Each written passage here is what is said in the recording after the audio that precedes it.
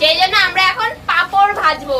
আর এই যে পাপড়, এই যে আমাদের পাপড় পুচিরানি কান্না করছে, ওর থেকে পাপড় নিয়ে নিয়েছি। ও এতক্ষণ ধরে পাপড় দুটোকে নিয়ে খেলা করছিল, আমরা নিয়েছি বলে ও কান্না করছে। প্রত্যেক বছর আর সবাই হচ্ছে ওই যে চাঁদের মতো দেখতে, মানে বল মার্কা পাপড় ওইগুলো খায়। এবার আমরা একটু ইউনিক কিছু ট্রাই করব, তার জন্য হচ্ছে এবিসিডি লেখা পাপড় নিয়েছি। এগুলো এবিসিডির মতো দেখতে, তোমাদেরকে দেখাবো ভালো করে। কালারিং এবিসিডি ভাজার পরে আরো ভালো বুঝতে পারবে। আর এইটা হচ্ছে কালারিং পাস্তা পাপড়। এটা হচ্ছে পাস্তার মতো এগুলো দেখতে হচ্ছে না? পাস্তার মতো দেখতে। তাও দেখাচ্ছি, খোল খোল কাট কাট। এমা এটা হচ্ছে বার করি, মা বার করি, বের করি। এটা এই দেখো, এ নাও।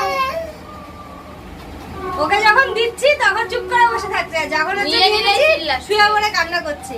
তো এই পাপড়গুলোকে ভাজা করো, ভাজা করার পর কিরকম দেখতে লাগে আর খেতে কিরকম টেস্টটা লাগে সেটা তোমাদেরকে দেখাবো। আর এগুলো একটু ইউনিকই পাবো। হ্যাঁ, সবকিছু তোমাদের সাথে শেয়ার করবো।